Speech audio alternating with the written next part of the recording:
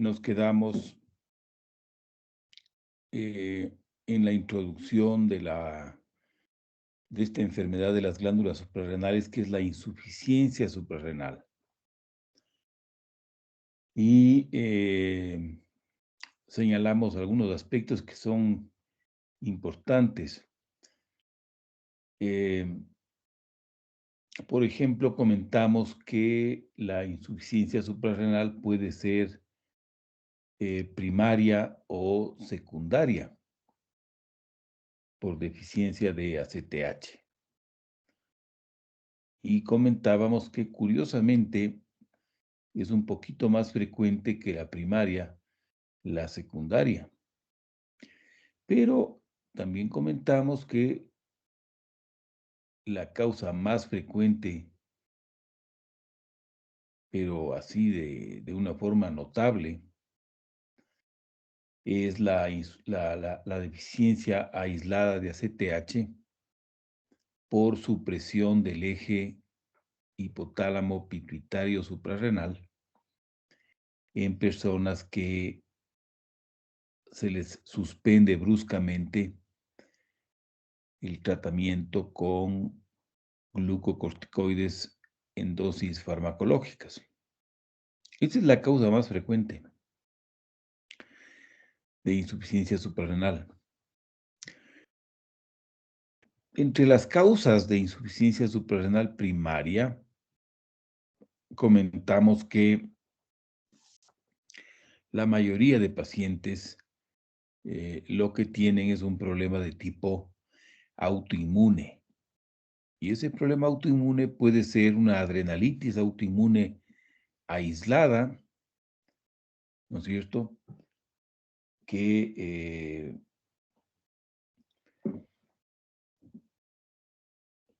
se da en algo así como el 40% de casos, ¿sí? 30-40%.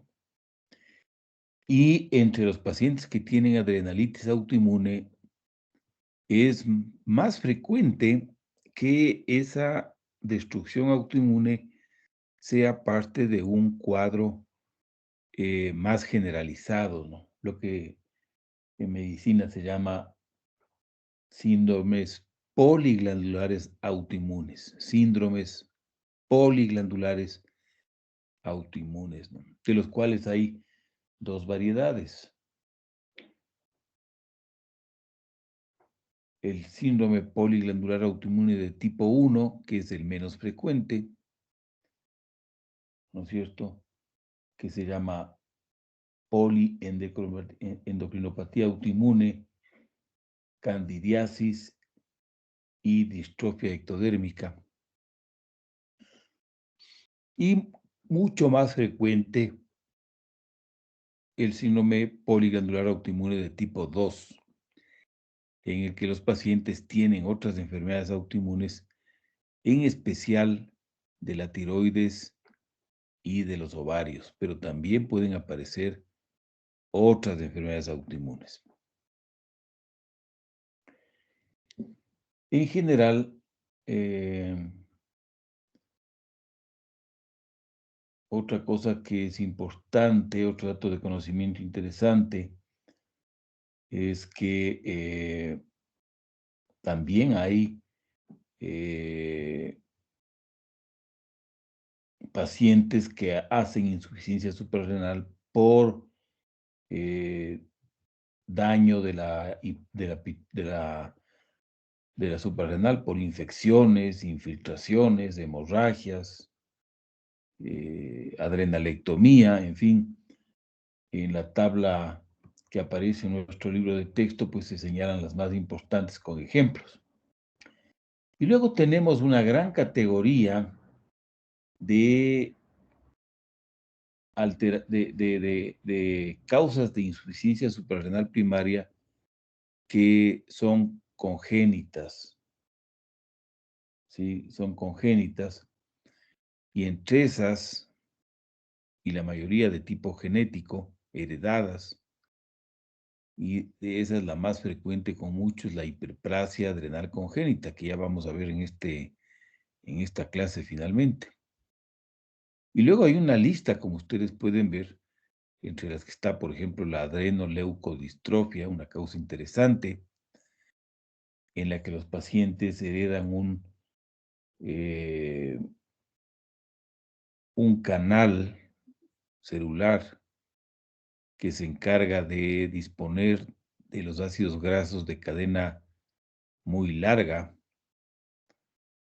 es decir, los que tienen más de 24 carbonos, y entonces los tejidos acumulan estos ácidos grasos de cadena muy larga y se producen daños a nivel de la sustancia blanca en el sistema nervioso central y periférico y también en las suprarrenales. Fíjense, en una combinación curiosa. Eso se llama adrenoleucodistrofia.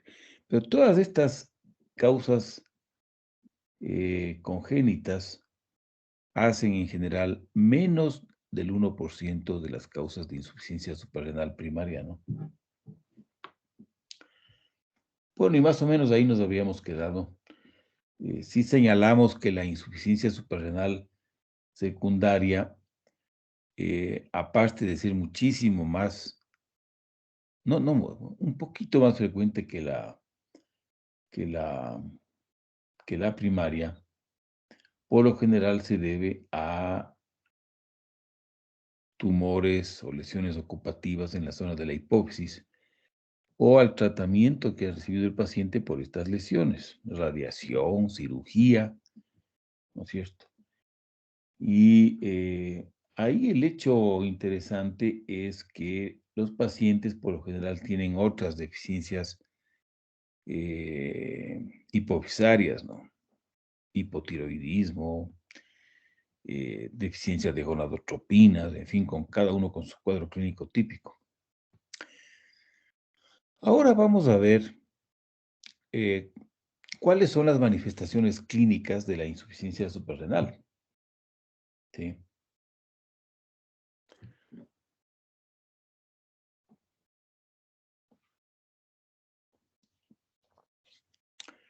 Los pacientes que tienen insuficiencia suprarrenal primaria, ¿no es cierto? En principio tienen una deficiencia de glucocorticoides y de mineralocorticoides, ¿no es cierto? Es decir, una deficiencia de cortisol y aldosterona, los pacientes con insuficiencia suprarrenal primaria. En cambio, los pacientes con insuficiencia suprarrenal secundaria, ¿no es cierto?, solo tienen una deficiencia de glucocorticoides. Y esa es una distinción bien importante, ¿no?, en cuanto a las manifestaciones clínicas. La secreción de andrógenos, que como vimos, produce o puede producir una serie de manifestaciones, como vimos aquí, falta de energía, fíjense, falta de energía. Piel seca y con picor, pérdida de libido en mujeres, pérdida del vello auxiliar y pubiano. Estas son manifestaciones, ¿no es cierto?, de insuficiencia suprarrenal primaria o secundaria, en la que hay pérdida de la producción de andrógenos suprarrenales.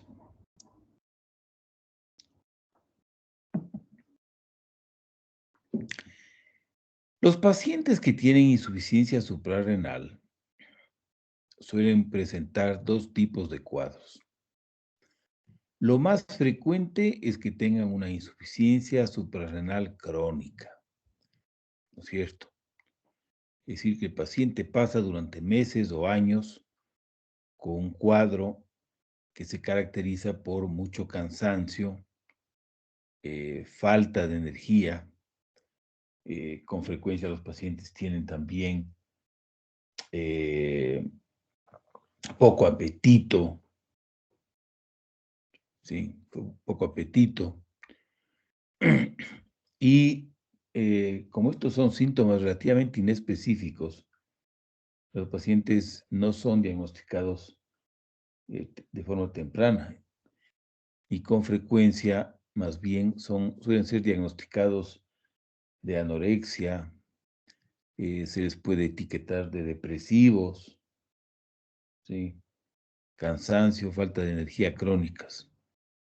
Suele haber también falta de apetito. Eso es como médicos tenemos que percatarnos de eso, ¿no? Un paciente que tiene poco apetito es un paciente que ya comienza a ser medio sospechoso de tener algo orgánico, ¿no? Un hecho que siempre tenemos que buscar en la anamnesis y en el examen físico es la presencia de hiperpigmentación, ¿no es cierto? Que como vimos en estas fotos en la clase pasada, esta hiperpigmentación, que es un hecho característico de la insuficiencia suprarrenal primaria, ¿no es cierto? Porque se produce mucha ACTH y el procesamiento de la propia melanocortina produce también otros péptidos con actividad estimulante de melanocitos y eso parece que produce la hiperpigmentación.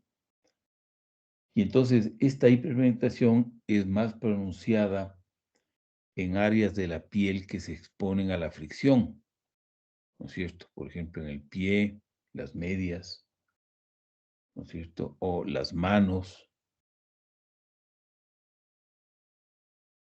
Y también aumenta con la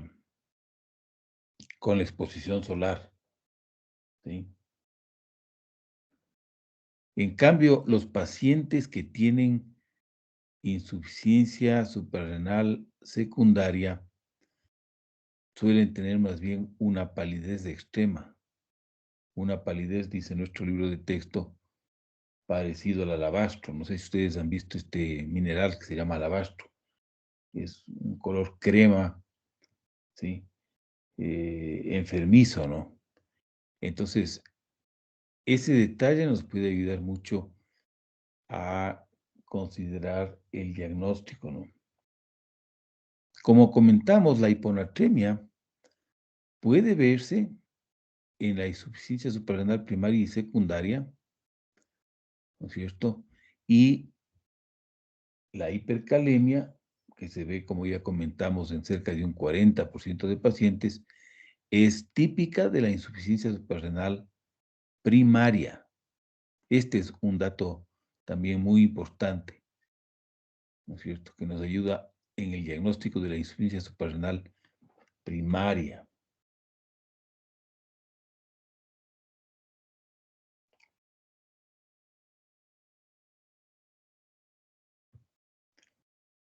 Ya comentábamos que la hiponatremia se produce en la insuficiencia suprarrenal secundaria por la deficiencia de cortisol. La deficiencia de cortisol hace que se produzca un cierto estado de secreción inadecuada de hormona antidiurética. Es decir, que el cortisol hace una retroalimentación negativa sobre la producción de hormona antidiurética. Faltando el cortisol, se produce un poco más de la cuenta de ADH y se produce una dilución, una hiponatremia por dilución, ¿no es cierto? Los pacientes que tienen deficiencia de cortisol pueden también tener una cierta elevación de la TSH. No es muy importante, una cierta elevación, lo que le puede llevar al médico a pensar que quizás haya un hipotiroidismo asociado e inclusive pensar que es un problema central, ¿no es cierto? Pero hay que tener en cuenta que eso se ha descrito en pacientes que tienen insuficiencia suprarrenal y que se debe a la deficiencia de cortisol y que en materia de días o unas pocas semanas esa TSH se normaliza corrigiendo la deficiencia de cortisol. Ahora, estos pacientes que tienen insuficiencia suprarrenal crónica, ¿no es cierto?, pueden hacer lo que se llama una crisis suprarrenal, es decir, una insuficiencia suprarrenal aguda severa, ¿sí?, que pone en peligro la vida del paciente, ¿no? Esto se ve más comúnmente en pacientes con insuficiencia suprarrenal primaria, estas crisis de insuficiencia suprarrenal aguda, ¿sí? Y el cuadro clínico de la insuficiencia suprarrenal aguda se debe a un agravamiento de la deficiencia de glucocorticoides y de mineralocorticoides, ¿no? Entonces, los pacientes que tenían un poco de hipotensión postural, ¿sí? Hipotensión postural, evolucionan a una hipotensión severa, ¿sí? Un choque de tipo hipovolémico, ¿no? Porque no hay sodio. Y entonces pierde agua y se produce un choque hipovolémico, ¿no? La deficiencia de la insuficiencia suprarrenal aguda severa puede ocasionar un cuadro que se confunde con el abdomen agudo, en el sentido de que el paciente eh, presenta sensibilidad abdominal, náusea, vómito y fiebre. Esto puede confundir con una apendicitis, con una obstrucción, en fin, eh, con un abdomen agudo. Y el paciente puede ser operado. Y lógicamente, si le opera, se puede morir, porque ya sería un estrés adicional sobre la insuficiencia suprarrenal aguda, ¿no? De modo que en todo paciente que tenga un abdomen agudo, ¿no es cierto?, hay que pensar en esta posibilidad, ¿no? Si el paciente está profundamente hipotenso y tiene hiponatremia, por ejemplo, entonces ya ahí se configura inmediatamente peor si está con hiperpigmentación, ¿no? Fíjense, entonces los electrolitos, el examen físico del paciente nos pueden ayudar a pensar en otras cosas. En casos más graves, ¿sí?, los pacientes pueden presentar un cuadro neurológico, ¿no? Un cuadro que parece una enfermedad neurológica, con pérdida del nivel de conciencia, estupor e inclusive coma.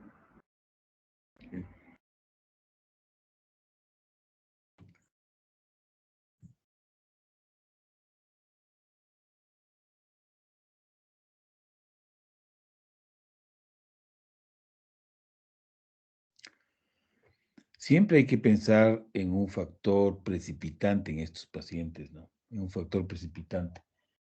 El factor precipitante suele ser una enfermedad intercurrente, una cirugía o algún otro estrés, ¿no? Un traumatismo, la muerte de un familiar.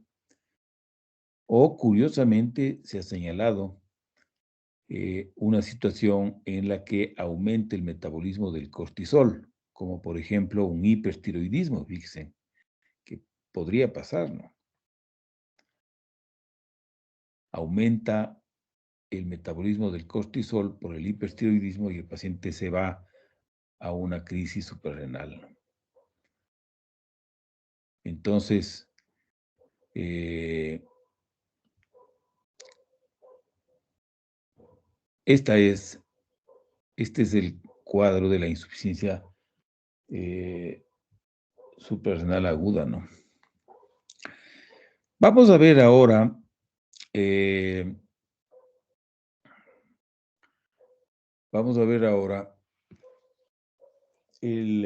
el proceso diagnóstico, Eh,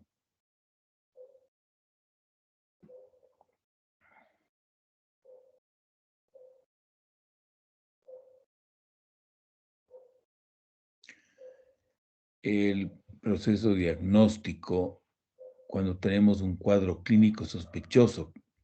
Fíjese en lo que dice nuestro libro de texto, ¿no? El cuadro clínico sospechoso es pérdida de peso, cansancio, hipotensión postural. Fíjense, la hipotensión postural es importante averiguar, ¿no? Uno le toma al paciente la presión arterial acostado, sentado y de pie, y una bajada de más de 10 milímetros de mercurio en la presión arterial sistólico-diastólica indica hipotensión postural, ¿no? Que suele significar que hay deshidratación. Hiponatremia, hiperpigmentación, fíjense. Entonces, la, la prueba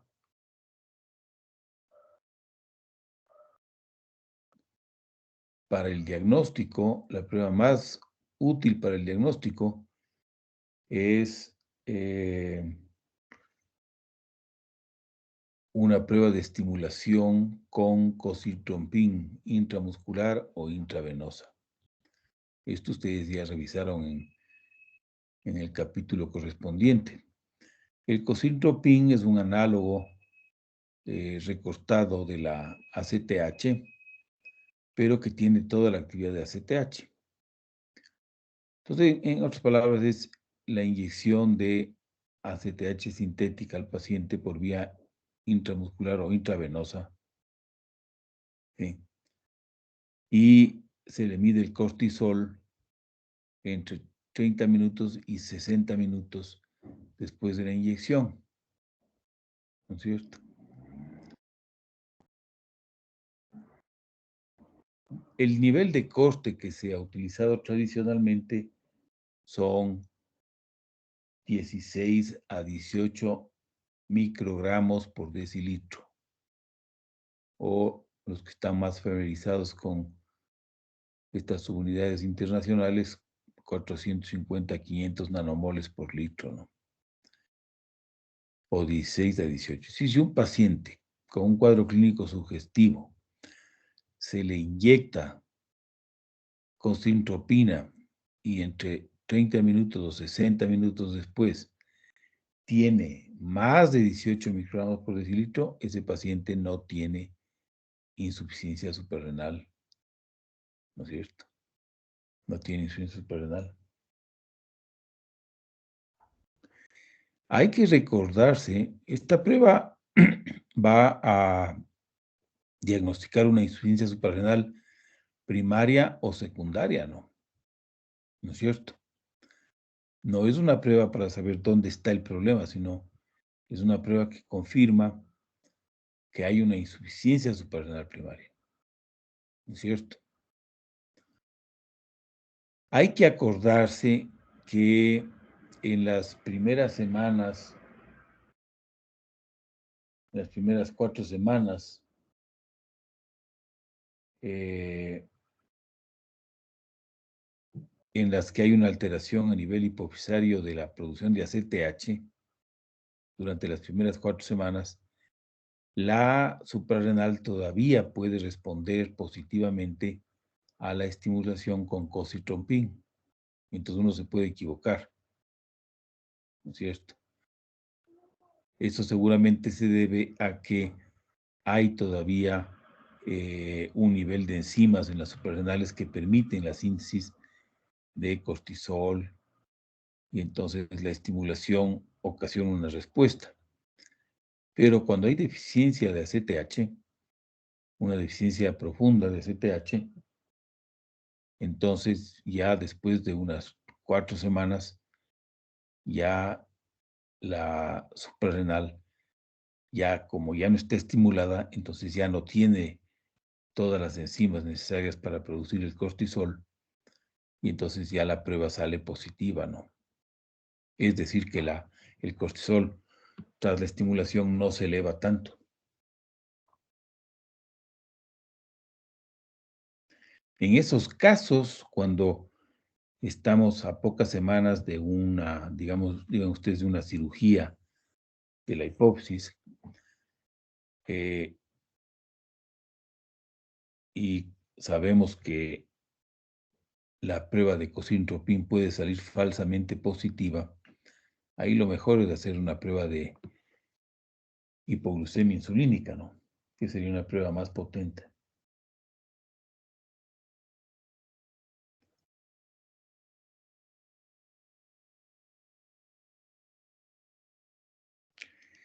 Una cosa que hay que tener presente, y esto es, en nuestro país es significativo, ¿no? Porque en nuestro país, en el Ecuador, no tenemos cosintropín, ¿no? Es increíble, pero no tenemos cosintropín. Ningún laboratorio hace esta prueba.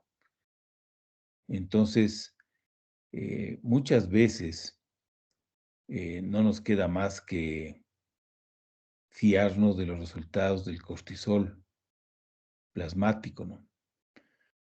Todo el cortisol en estos casos hay que medir siempre por la mañana, entre las 7 y las 8, cuando normalmente el cortisol está bastante alto, ¿no?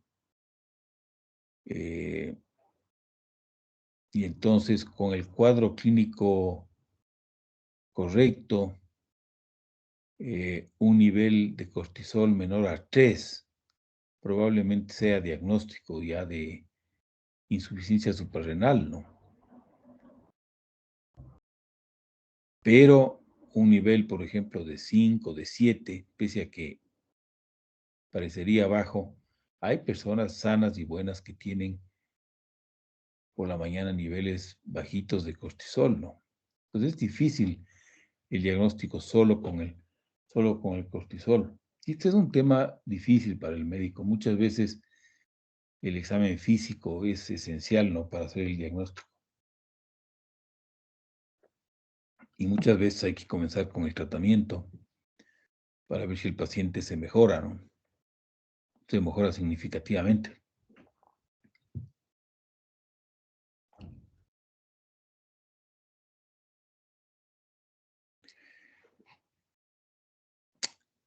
Cuando hablamos en el capítulo de la hipófisis, acuérdense que cuando hablamos de la deficiencia de ACTH, hablamos de que no es raro que pacientes con deficiencia de ACTH tengan niveles de cortisol, digamos que bastante razonables, ¿no? Por ejemplo, digan ustedes 10, 12, 14 microgramos por decilitro de cortisol.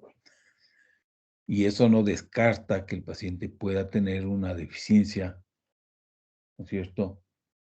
En el sentido de que si tuviera una situación de estrés, el paciente no va a ser capaz de montar una respuesta antiestrés apropiada, produciendo más ACTH y más cortisol.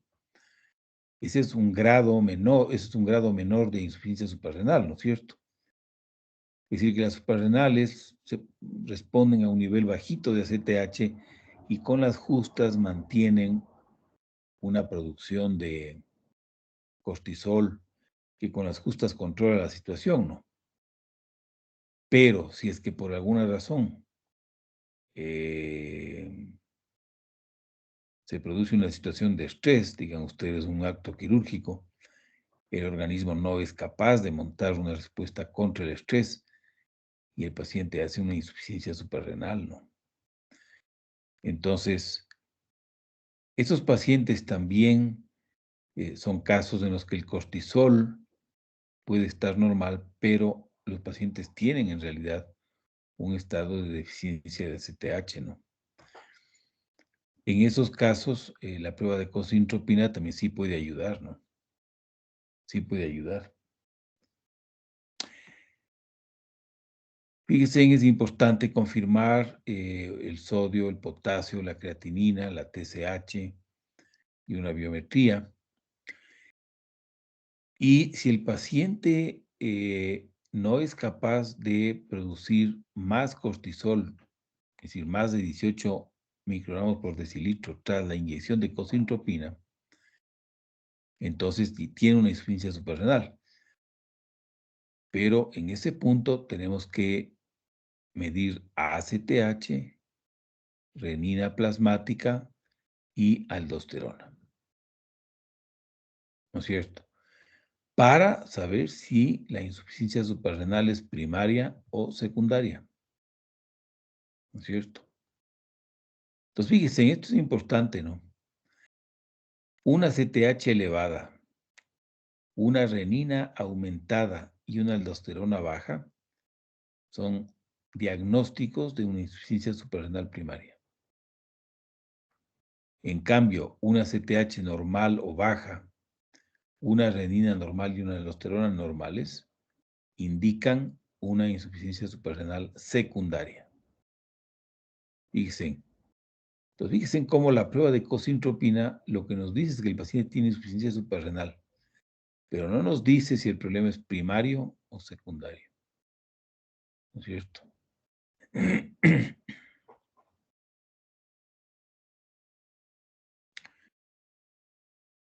Una cosa que es importante aquí es que nuestro libro de texto y en general los expertos en este tema suelen, dice, enfatizar es que cuando el paciente está, por ejemplo, en una crisis suprarrenal, ¿no es cierto? Uno no debe perder el tiempo en hacer el diagnóstico, ¿no es cierto? Sino que el paciente debe ser tratado inmediatamente con glucocorticoides, ¿no? Porque hasta que lleguen los resultados y todo eso, pues podemos perder un tiempo valiosísimo. Lo que se puede hacer es tomar una muestra de sangre antes de darle los glucocorticoides, ¿no? O estabilizar al paciente y después de unos días o unas semanas, revisar el diagnóstico otra vez. Fíjese, los pacientes con insuficiencia primaria tienen que recibir tratamiento con glucocorticoides y mineralocorticoides, ¿no? Eh, los glucocorticoides, bueno, ya vamos a ver eso después de un momento en más detalle, ¿no? Que es importante. ¿Qué más exámenes hacemos? Pues tenemos que explicarnos la razón por la que se produjo la insuficiencia suprarrenal primaria, ¿no es cierto? Entonces, como sabemos que la adrenalitis autoinmune es la causa más frecuente, tenemos que pedir anticuerpos adrenales, autoanticuerpos adrenales. Si son positivos los anticuerpos antisuprarrenales, entonces tenemos que ver si el paciente tiene una adrenalitis autoinmune aislada o tiene un cuadro clínico sugestivo de un síndrome poliglandular autoinmune, ¿no? Fíjense. Ahora, si estos anticuerpos son negativos, entonces tenemos que pensar en otras posibilidades que son ya mucho más raras, ¿no? Por ejemplo, una tuberculosis, una destrucción tuberculosa de las suprarrenales. Para eso podemos ver cómo está la radiografía del pulmón. Eh, podemos pedir unos niveles séricos de 17-hidroxiprogesterona que pueden ser diagnósticos de una hiperplasia adrenal congénita.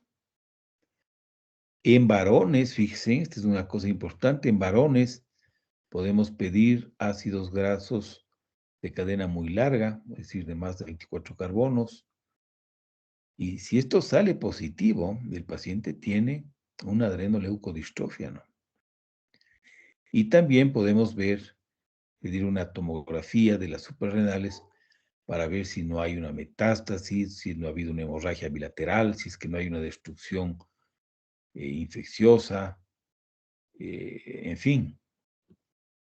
Eh, si estas pruebas son positivas, pues entonces ya, ¿no es cierto?, hacemos el diagnóstico de cualquiera de estas enfermedades, ¿no es cierto? Pero si sale negativa, fíjese en lo que dice nuestro libro de textos, que lo más probable es que sea una adrenalitis autoinmune que por alguna razón los anticuerpos salieron negativos, ¿no?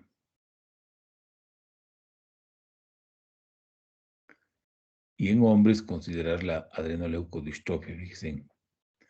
Es en hombres porque esta es una enfermedad ligada al sexo, ¿no? Al cromosoma Y. No solamente los varones presentan adrenoleucodistrofia.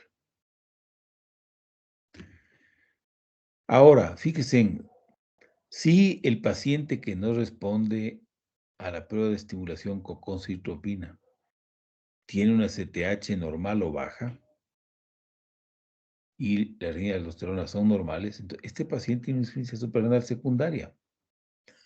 Entonces tiene que recibir reemplazo de glucocorticoides, nada más. Pero hay que ver la causa, ¿no es cierto? Entonces, una resonancia de la hipófisis sería lo indicado. Y esta resonancia nos va a indicar si es que hay alguna lesión ocupativa de la zona hipotalámica hipofisaria, ¿no es cierto? Y si la resonancia es normal, ¿no es cierto? Entonces tendremos que considerar la posibilidad de una deficiencia aislada de ACTH, una historia de tratamiento con glucocorticoides exógenos, una historia de trauma cráneoencefálico que podrían explicar, ¿no es cierto?, una insuficiencia hipofisaria, pero con resonancia normal, ¿no? Por ejemplo, una sección del tallo que puede no dejar señal en los estudios de imagen. De modo que fíjense, esto es más o menos de una lógica indiscutible, ¿no? Y relativamente simple, ¿no? Si uno conoce ya la teoría que hemos revisado. Veamos ahora el tratamiento. En la insuficiencia suprarrenal aguda, el paciente está profundamente deshidratado e hiponatrémico. Entonces hay que hidratarle, ¿no es cierto?, por vía intravenosa, rápido, más o menos al ritmo de 1 litro por hora, monitorizando la presión arterial y el estado cardiovascular, ¿no? Hasta que se normalice la presión arterial. Tenemos que comenzar a darle inmediatamente tratamiento con hidrocortisona. La hidrocortisona es el cortisol, ¿no es cierto? Y entonces, lo que tenemos que hacer, esto es facilísimo, ¿no? El Solucortef es el nombre comercial de la hidrocortisona, Solucortef. El Solucortef viene en ampollas de administración parenteral en 50 y 100 miligramos por ampolla. Entonces, lo que tenemos que hacer es darle al paciente 100 miligramos de Solucortef intravenosa en bolo, ¿sí? Con lo cual el paciente ya va a tener suficiente cortisol para las próximas 8 horas. Y luego le damos 200 miligramos repartidos, puede ser cada 8 horas, las próximas 24 horas. ¿No es cierto? Esto se puede dar en bolos cada 8 horas, como les comento, o podemos poner los 200 miligramos en un suero para que le esté pasando al paciente durante el resto del día, ¿no? Y eventualmente el paciente va a necesitar mineralocorticoides. Pero aquí hay un dato que ustedes tienen que saber que es importante y muchos médicos, inclusive endocrinólogos, no saben. Y es que acuérdense ustedes que el cortisol puede unirse al receptor de mineralocorticoides, ¿no es cierto? Pero en las cantidades típicas, en las cantidades normalmente encontradas en los seres humanos, eso no ocurre porque hay una enzima que le inactiva al cortisol en cortisona. Pero cuando el paciente recibe dosis de hidrocortisona mayores a 40, 50 miligramos diarios, ¿no es cierto? Entonces ya esta cantidad de cortisol es suficiente para para estimular el receptor de mineralocorticoides,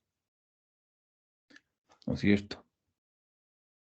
En otras palabras, si el paciente está recibiendo diariamente dosis mayores a 50 miligramos por día de cortisol, no hace falta darle mineralocorticoides, ¿no es cierto?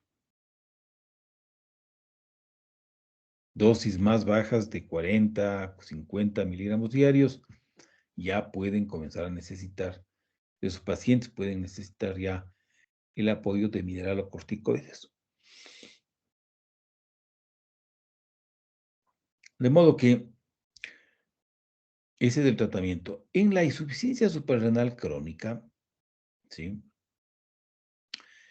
Eh, tenemos que observar las siguientes recomendaciones. Fíjense, aquí hay 4 recomendaciones que son claves, claves, claves. Primero, ¿cuál es el glucocorticoide de elección? La hidrocortisona. Pero si no hay hidrocortisona, podemos escoger prednisona. En este país nosotros tratamos usualmente con prednisona. La hidrocortisona es difícil de encontrar. ¿Sí? ¿Cuál es la dosis de hidrocortisona diaria recomendada? Pues es lo que se conoce es la producción diaria de cortisol en personas normales. Diaria, ¿no es cierto? Más o menos varía de 15 a 25 miligramos diarios. ¿Sí? Como la hidrocortisona se metaboliza rápido, la hidrocortisona hay que dar en 2 a 3 dosis divididas. ¿Sí? Ahora, ojo, del total, digamos que al paciente le demos 20 miligramos, ¿no es cierto? O digamos que le damos, sí, digamos que le damos 20 miligramos de hidrocortisona. Estamos dentro del rango recomendado de hidrocortisona, pero al menos 50% de esa dosis tiene que recibir el paciente por la mañana para remedar el ciclo circadiano, ¿no es cierto? Y aquí viene una cosa que ustedes tienen que anotar. Bueno, está en nuestro libro de texto, pero ustedes tienen que saber esto perfectamente. Es una cosa que los médicos en general tienen que saber. Las equivalencias, las equivalencias. Fíjense, 1 miligramo de hidrocortisona equivale a 0,2 miligramos de prednisolona. En otras palabras, la prednisolona es 5 veces más potente que el cortisol, que la hidrocortisona. 1 miligramo de hidrocortisona equivale a 0,25 miligramos de prednisona. De prednisona. En otras palabras, la prednisona es 4 veces más potente que la hidrocortisona, 4 veces más potente. Y 1 miligramo de cortisol es igual a 0,025 miligramos de dexametasona. En otras palabras, la dexametasona es 40 veces más potente que la hidrocortisona. 40 veces más potente. ¿No es cierto? Entonces, por ejemplo, fíjense ustedes, digamos que ustedes tienen un paciente que estaba recibiendo, un paciente que vivía en Estados Unidos y que le trataban exitosamente con 20 miligramos de hidrocortisona diaria. Llega al Ecuador y el sujeto no encuentra hidrocortisona en el mercado y les va a ver desesperado porque no sabe qué hacer. Entonces aquí sí tenemos prednisona. Entonces la pregunta es, ¿cuántos miligramos de prednisona le vamos a dar si el paciente está tomando 20 miligramos de hidrocortisona? ¿No es cierto? Entonces, ¿cuál es la respuesta? Como sabemos que la prednisona es 4 veces más potente que el cortisol, entonces le daremos una dosis de prednisona que sea la cuarta parte de 20, ¿no es cierto? Entonces, eso equivale a 5 miligramos.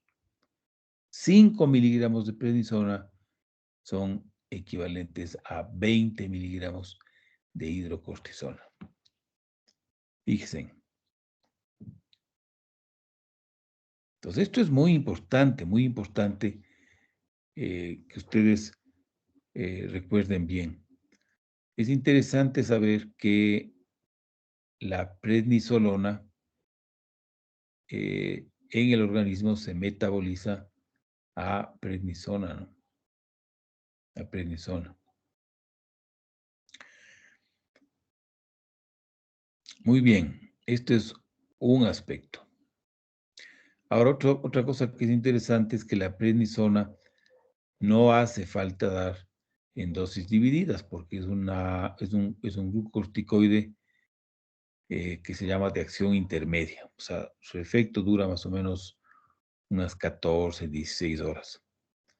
¿No es cierto? Entonces, si el paciente toma las 8 horas, el paciente tiene protección hasta la medianoche. Y eso más o menos coincide con el ritmo circadiano. No precisamente, ¿no? De hecho, nuestro libro de texto indica con razón que es muy difícil remedar el ritmo circadiano con prednisona, prednisolona y dexametasona, ¿no? Pero bueno, cuando no hay hidrocortisona, ¿no es cierto? Se da prednisona. Una sola dosis diaria con el desayuno.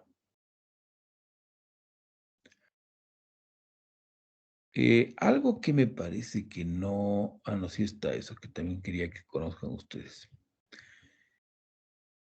Verán, todos los pacientes que tienen insuficiencia suprarrenal tienen que tener estas dos cosas que están aquí.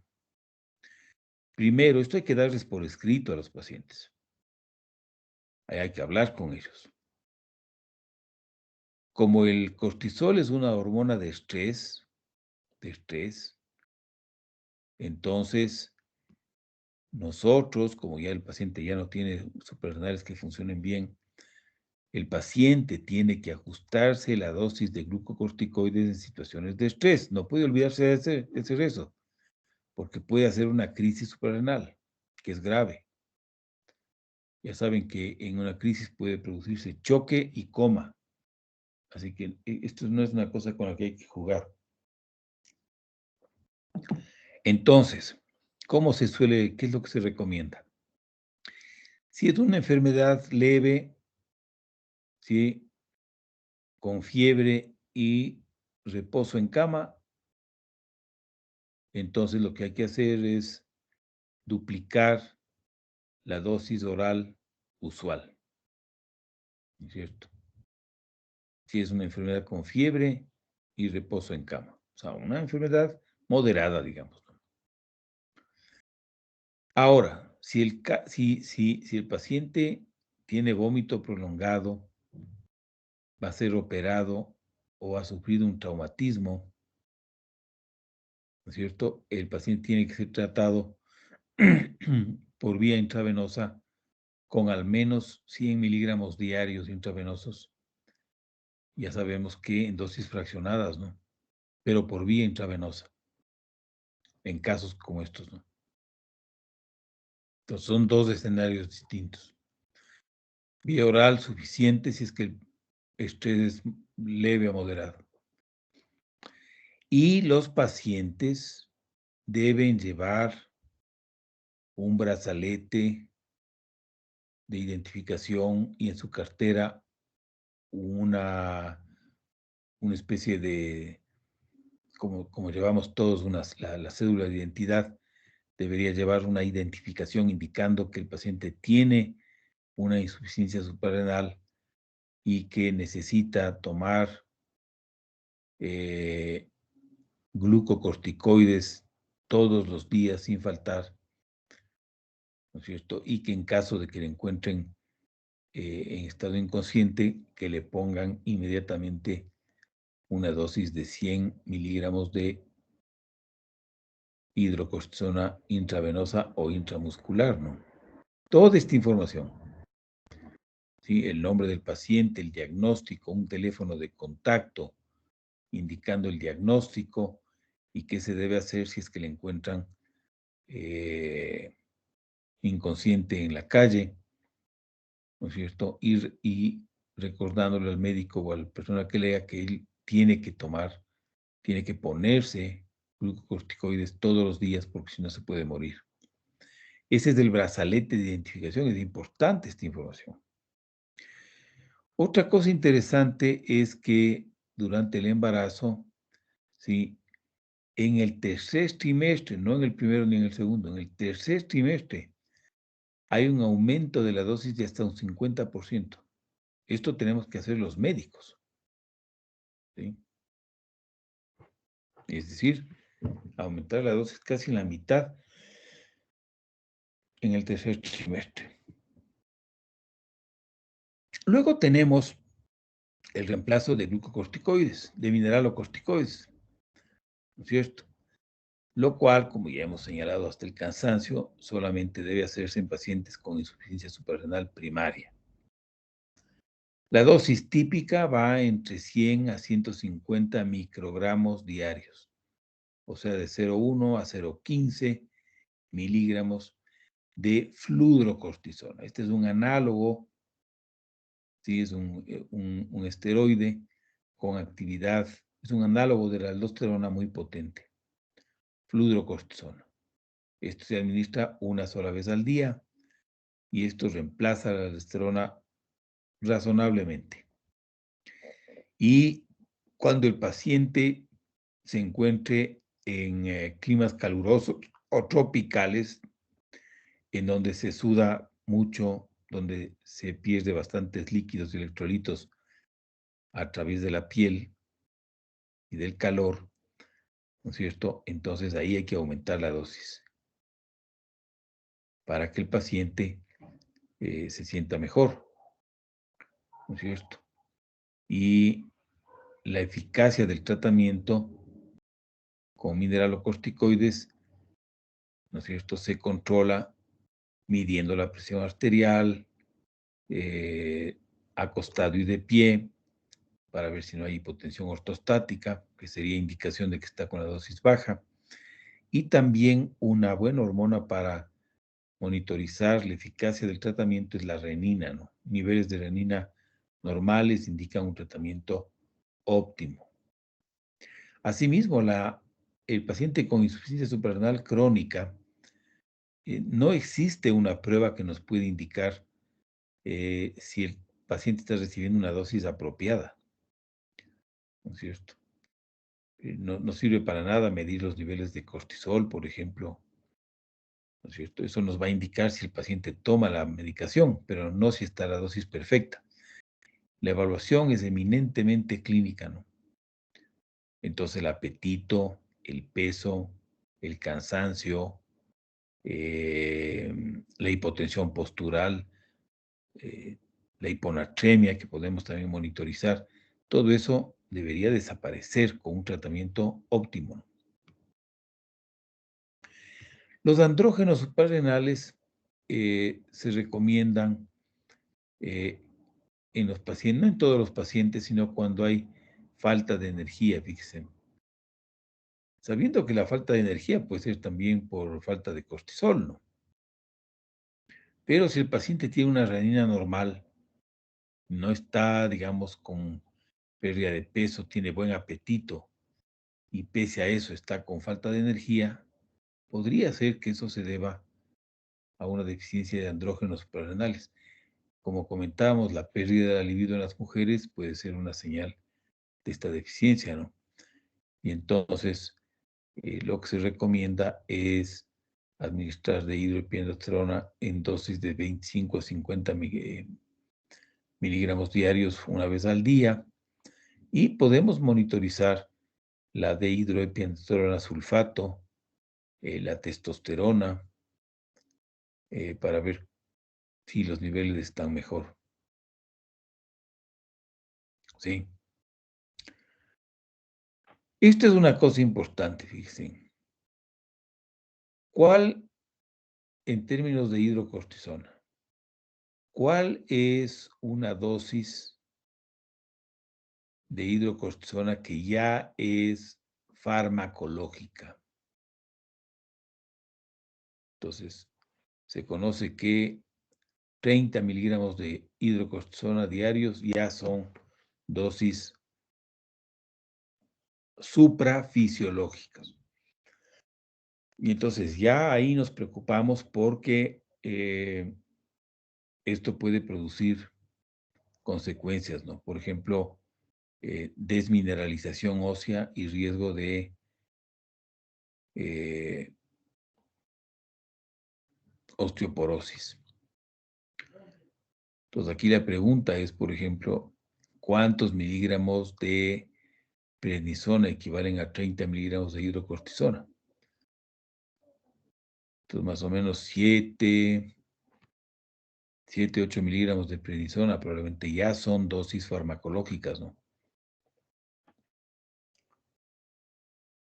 Entonces, estas son dosis que no deberíamos pasarnos nunca, ¿no? Ya como vimos, 25 miligramos diarios probablemente ya es la dosis alta, tope, que se debe utilizar, dosis de reemplazo, ¿no?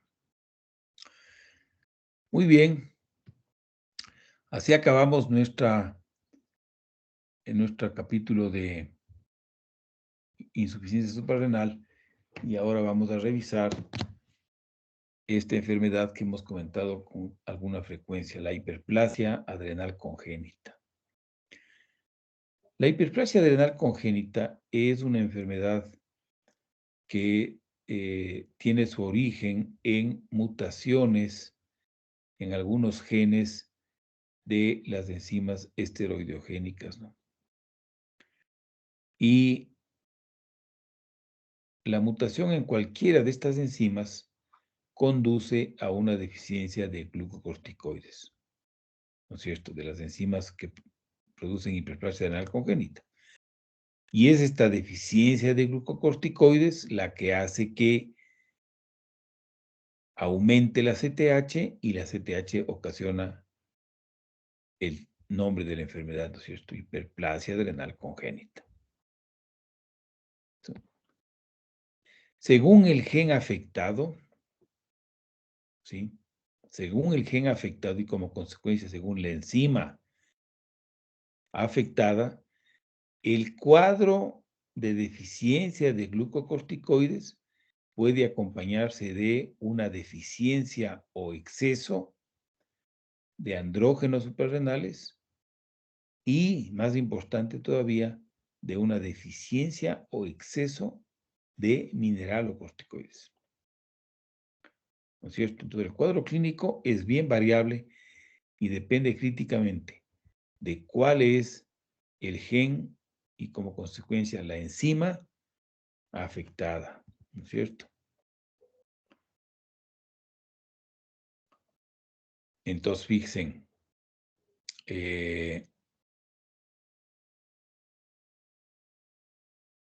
aquí tenemos un resumen de las diferentes enzimas que pueden producir. Aquí están los genes que pueden producir los diferentes cuadros de insuficiencia suprarrenal, ¿no? Fíjense, esta es la más frecuente, ¿sí? La deficiencia de 21-hidroxilasa. 95% de pacientes con hiperplasia adrenal congénita tienen una mutación en este gen que codifica para esta enzima, la P450C21-hidroxilasa, que tiene esta actividad. Fíjense, esta es una gráfica importante porque fíjense cómo cómo se escribe el nombre del gen, siempre son mayúsculas, el nombre del gen, ¿sí? El nombre de la enzima,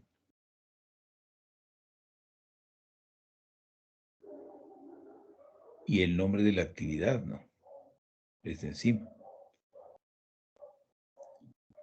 Entonces, fíjense, hay más o menos 5 enzimas distintas que pueden afectarse y que pueden producir cuadros diferentes de, dependiendo de la... Entonces, fíjense, veamos, por ejemplo, la deficiencia de 21-hidroxilasa. A ver, ¿dónde está la deficiencia de 21? Aquí está la deficiencia de 21-hidroxilasa, fíjense. Esta enzima es importante para la producción de aldosterona, como ven ustedes aquí, de aldosterona y de cortisol. Pero no es importante para la síntesis de precursores de andrógenos. ¿No es cierto? Entonces, los pacientes que tienen la deficiencia de 21-hidroxilasa por una mutación en este gen, ¿no es cierto? Tienen todos deficiencia de glucocorticoides y pueden tener deficiencia de mineralocorticoides y van a tener un exceso de precursores de andrógenos, ¿no es cierto? Que van a causar un cuadro clínico específico, como vamos a ver. Fíjense en cómo, en el caso del cortisol, el precursor que se acumula es la 17-hidroxiprogesterona. Y esta es justamente, ¿no es cierto?, el esteroide que se mide para el diagnóstico de la deficiencia de 21-hidroxilasa. La 17-hidroxilasa. Como este está anterior al bloqueo, este esteroide se acumula y nos permite diagnosticar esta enfermedad.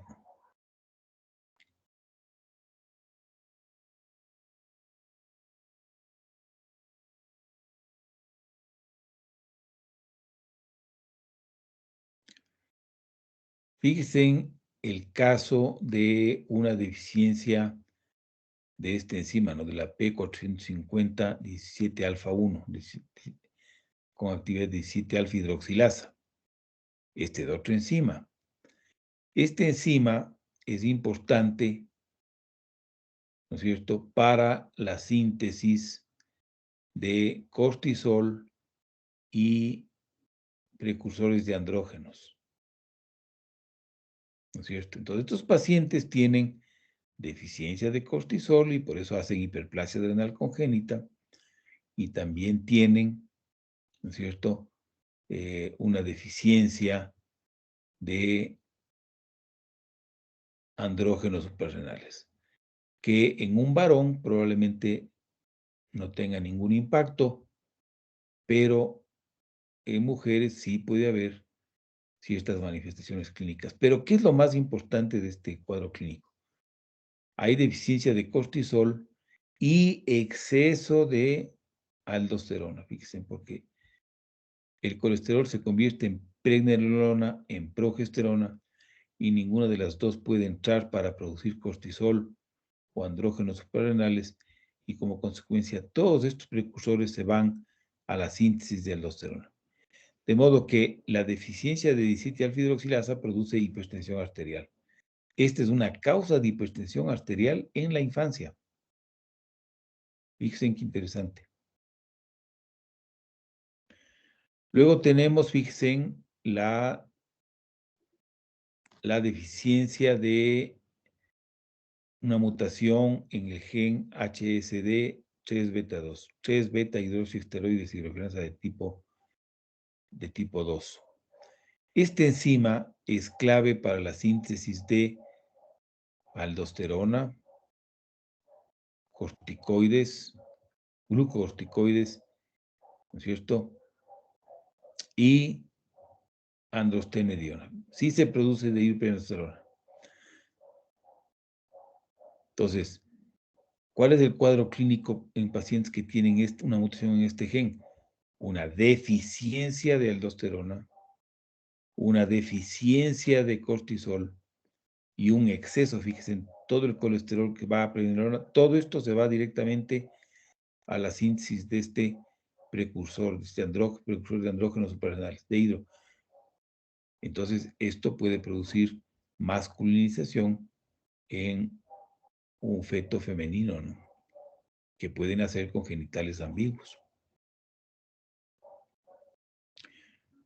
Fíjense en la deficiencia de 11 beta hidroxilasa, ¿sí? Afecta exclusivamente a la producción de cortisol. Esta es una causa de hiperplasia adrenal congénita, ¿no es cierto?, en la que solamente se ve deficiencia de cortisol. Fíjense, aquí tenemos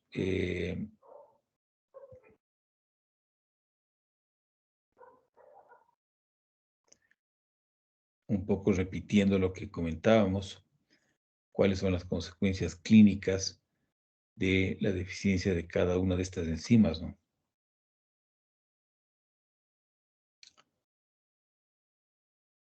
Entonces, fíjense, aquí en nuestro libro de texto también está esta información que es interesante, ¿no?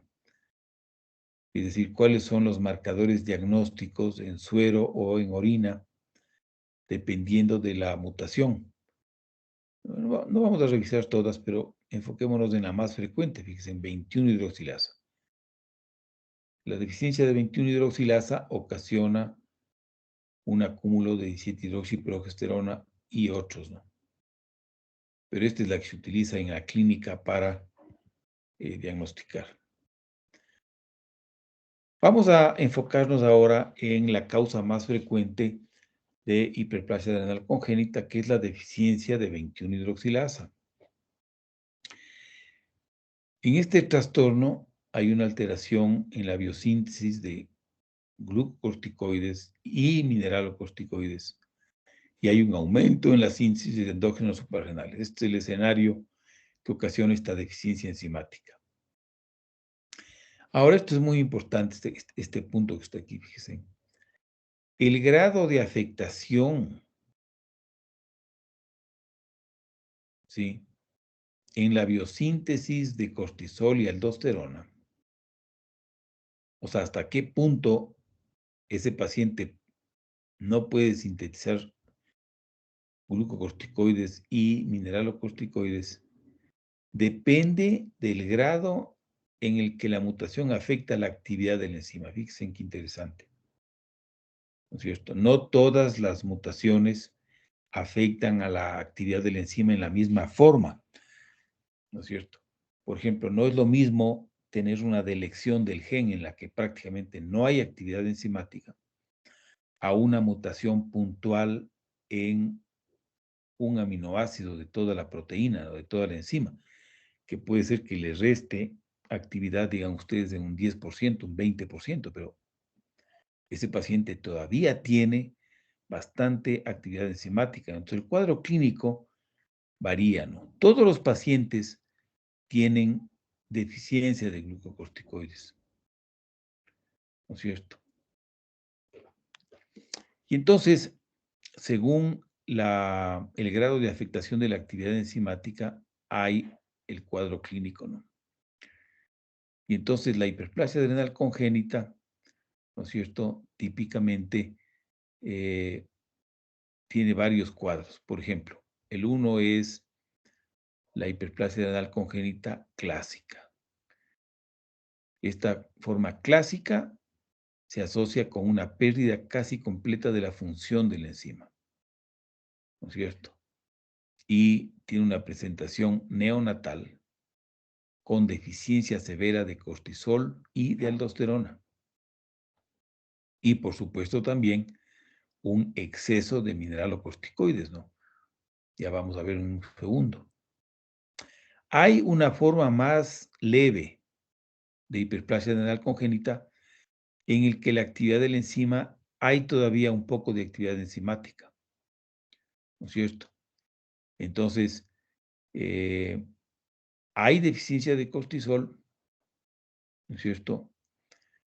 Y la deficiencia de mineralocorticoides es muy leve o inexistente, fíjense, pero sigue habiendo un exceso de andrógenos suprarrenales, ¿no? Y entonces esto es lo que produce también parte del cuadro clínico. Y entonces esto se puede presentar en la época neonatal o en la infancia, ¿no es cierto? Ya vamos a ver un segundo un poco más en detalle esto.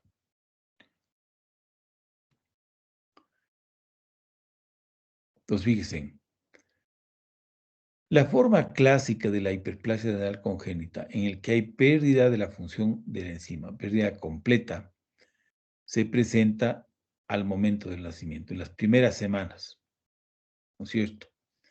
Y cursa con una deficiencia severa de cortisol y aldosterona. Y produce, se le diagnostica de dos formas. En los varones se le diagnostica por una crisis adrenal neonatal severa, por pérdida de sal. Es decir, que el niño recién nacido en las primeras semanas comienza a hacer hipotensión, hiponatremia, hiperpotasemia y, necesita suero salino para hidratación todo el tiempo. Si no se reconoce esto, los pacientes fallecen en cuestión de días, ¿sí? Profundamente deshidratados y comatosos, ¿no es cierto? Este cuadro se debe a la deficiencia completa de la producción de aldosterona. Y les decía que así se suele manifestar esta deficiencia clásica en niños, porque en las niñas, ¿sí? En las niñas, como consecuencia del exceso de precursores de andrógenos, ellas nacen con una virilización severa de los genitales externos, ¿sí? Entonces, todo pediatra sabe que cuando una niña nace con genitales ambiguos, lo que actualmente el término genitales ambiguos se está abandonando a cambio del término desorden de la diferenciación sexual, DSD. Pero bueno, el hecho es que las niñas cuando nacen tienen clitoromegalia y tienen claramente unos genitales medio raros, medios parecidos a los de un niño más bien, ¿no es cierto? Entonces, los pediatras saben muy bien que en niñas con genitales ambiguos, lo primero que tienen que hacer es descartar que sea una hiperplasia adrenal congénita que puede evolucionar a una crisis adrenal neonatal severa por pérdida de sal que puede ser mortal. Entonces, en las niñas, el diagnóstico es fácil por la virilización de los genitales externos.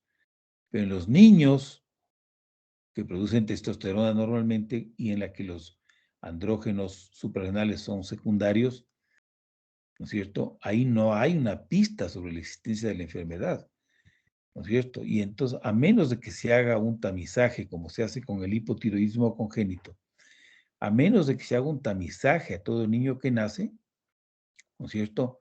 Los varones que nacen con esta enfermedad, ¿no es cierto? Eh, si los médicos no son buenos y el paciente tiene acceso a unidad de cuidados intensivos rápido, el niño se puede morir fácilmente, ¿no es cierto? Se muere profundamente deshidratado, ¿no?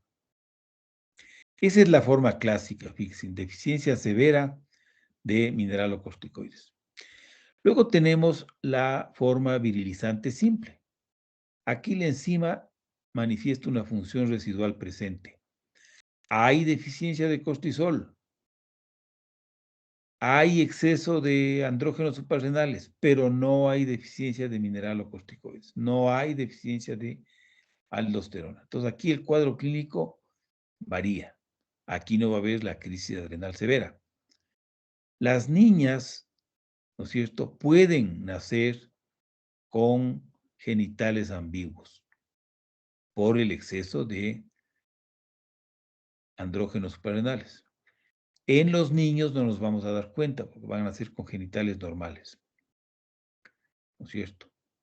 Entonces a las niñas se les va a diagnosticar fácilmente, ¿no es cierto?, de hiperplasia adrenal congénito en la variante virilizante simple. ¿Y cómo llegamos a este diagnóstico? Porque simplemente no hay evidencias de una deficiencia de aldosterona. No hicieron esa crisis adrenal neonatal, ¿no es cierto? ¿Y cuál sería la presentación en la infancia? En la infancia, ese exceso de andrógenos suprarrenales, especialmente en niñas, pero también en varones, puede ocasionar lo que se llama una pseudopubertad precoz. Es decir, que los niños comienzan a tener un crecimiento del pene con vello pubiano, pero la evaluación demuestra que no es una pubertad típica guiada desde la hipófisis, sino que producida por una producción anormal de andrógenos en las suprarrenales, ¿no? Y en las niñas igual. Las niñas se pegan un estirón, la edad ósea avanza por el exceso de andrógenos suprarrenales, que se convierten muchos de ellos en testosterona, como hemos visto, ¿no es cierto? Tienen vello pubiano, pero no tienen, eh, no tienen desarrollo de las mamas. Entonces, por eso se llama pseudopubertad, ¿no es cierto? Porque no es una pubertad real, es una pseudopubertad. Entonces, este es el cuadro clínico, aparte de la deficiencia de cortisol en ambos casos, ¿no? En la forma virilizante simple. Y luego hay una forma mucho más atenuadísima de hiperplasia adrenal congénita, que es la hiperplasia adrenal congénita no clásica, en la que hay una función residual significativa y en la que no hay deficiencia de glucocorticoides o de mineralocorticoides. Lo que sí hay es un cierto exceso de andrógenos suprarrenales. Entonces, estos pacientes se presentan en la adolescencia. Estos se presentan especialmente, no especialmente, sino exclusivamente en mujeres. Los varones son asintomáticos, ¿no es cierto? Porque los varones producen grandes cantidades de testosterona y los andrógenos suprarrenales prácticamente pasan desapercibidos en un varón. Pero en una mujer que produce demasiados andrógenos suprarrenales, los mismos que también se convierten en testosterona, eh, este cuadro de una producción ciertamente excesiva de andrógenos suprarrenales puede producir hirsutismo, acné, alteraciones menstruales e infertilidad. Fíjense, un cuadro idéntico al síndrome de los ovarios poliquísticos. Entonces, este es un cuadro que se diagnostica por el exceso de 17-hidroxiprogesterona, ¿no? Pero aquí no hay deficiencia ni de cortisol ni de aldosterona. ¿Cuál es el tratamiento de estos pacientes? Pues el tratamiento de los glucocorticoides, estos pacientes todos tienen deficiencia de glucocorticoides, excepto la hiperplasia no clásica, tienen deficiencia de glucocorticoides y entonces tenemos que darles glucocorticoides en dosis sustitutivas, ¿no es cierto?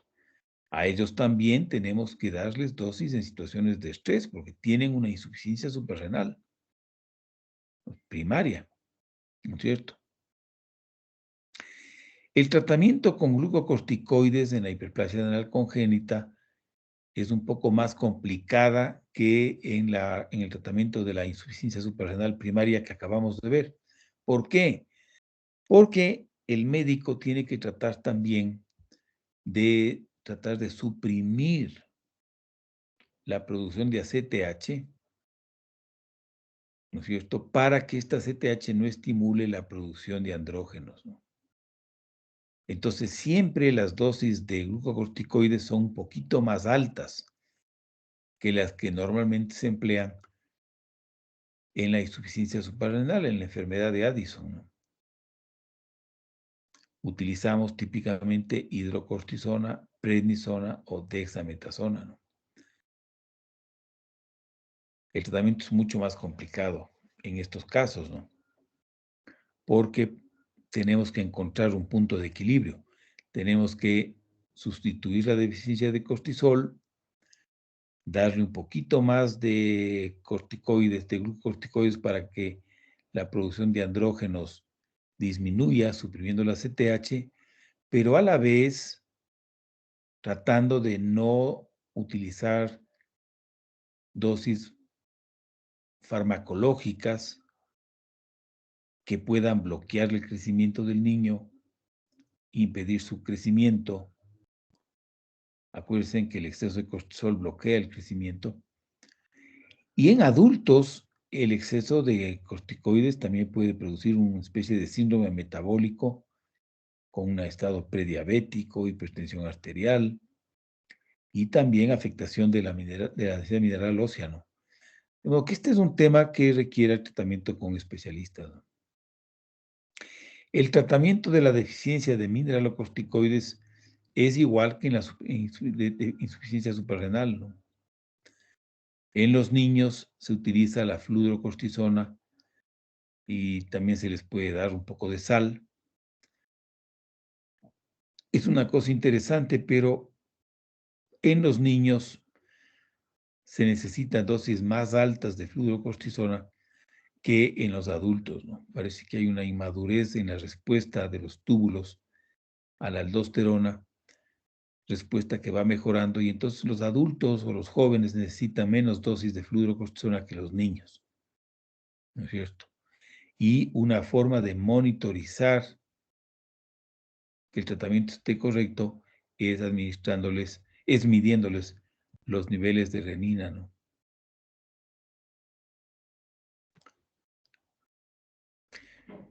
Y uno de los objetivos del tratamiento es el tratamiento del exceso de andrógenos suprarrenales, ¿no? Porque esa es la causa de parte del cuadro clínico, ¿no? Entonces, hay que hacer un control del exceso de ACTH y de los andrógenos, ¿no es cierto?, con los glucocorticoides, que son los que motivan el exceso de ACTH. Y el tratamiento puede monitorizarse con androstendiona y testosterona, ¿no?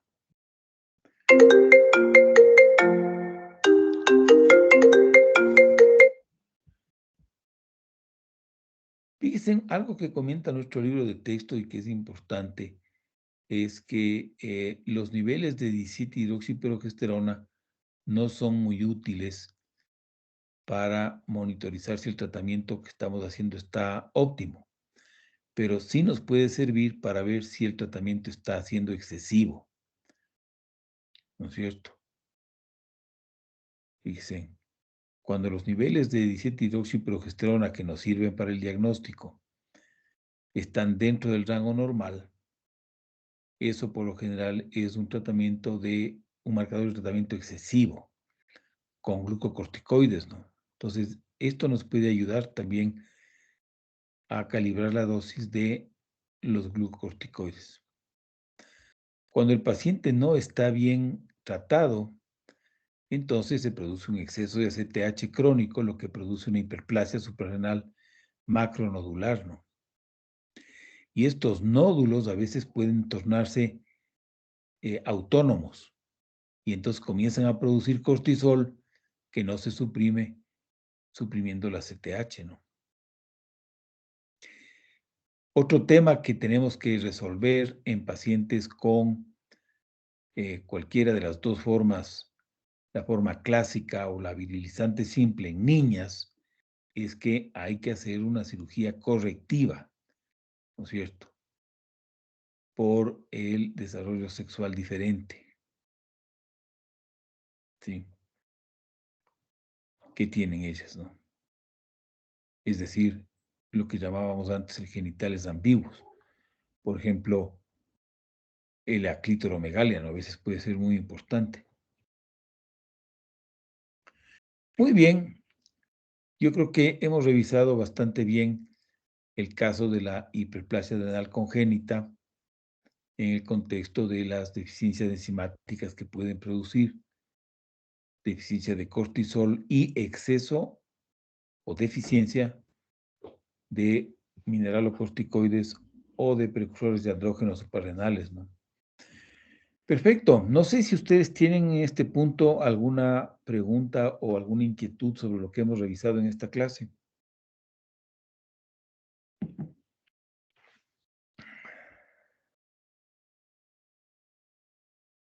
Yo tengo una duda. En cuanto en la o sea, cuando hay insuficiencia suprarrenal, dijo que debemos aumentar los corticoides en caso de alguna enfermedad. Pero en el caso del COVID, ¿cómo sería? Bueno, por ejemplo, los pacientes con COVID, si tienen un COVID que no es de hospitalización, pero es, digamos, tienen fiebre, tienen que quedarse en la casa, entonces esos pacientes podrían ser tratados durante una semana con una dosis doble a la que venían recibiendo antes. Ahora, si ese paciente con COVID llega a desaturar, hace neumonía, le hospitalizan y comienzan a tratarle inclusive eh, en cuidados intensivos, entonces ahí probablemente el paciente necesita mayor dosis de estrés, ¿no? Ahí probablemente el paciente necesite unos 100 miligramos de hidrocortisona repartidos durante el día, durante los días que el paciente esté crítico, ¿no? Esos pacientes que entran por COVID a hospitalización, pero que no acaban en cuidados intensivos, probablemente se puedan tratar adecuadamente con, con el doble de la dosis de que recibían, ¿no? Si, por ejemplo, recibían 5 miligramos de prednisona, pues mientras están hospitalizados con 10 miligramos están más que bien, ¿no? Esa sería la respuesta a tu pregunta. Gracias, Doc. El punto es no olvidarse que estos pacientes en situaciones de estrés necesitan más glucocorticoides, ¿no? ¿Hay alguna otra inquietud o eso está, o está más o menos claro? Doc, disculpe, yo tenía una pequeña inquietud, pero no es sobre la clase, era sobre el No, tiene examen. que ser sobre la clase, tiene que ser sobre la clase. Listo, Doc. A ver, alguien más de la clase, ¿qué pasa? No hay preguntas. A mí me parece que ustedes, no sé, son mudos o no hablan o no atienden o son geniales. Nunca hay una pregunta, nunca hay una inquietud, rara vez algo que quieren que les aclare, no sé. A mí esto me sorprende realmente que nunca haya preguntas. Me llama la atención, sinceramente. Es una cosa chocante, pero bueno, me figuro que estarán estudiando, que revisan la clase en otros momentos, en fin. A ver, dime, ¿qué preguntas?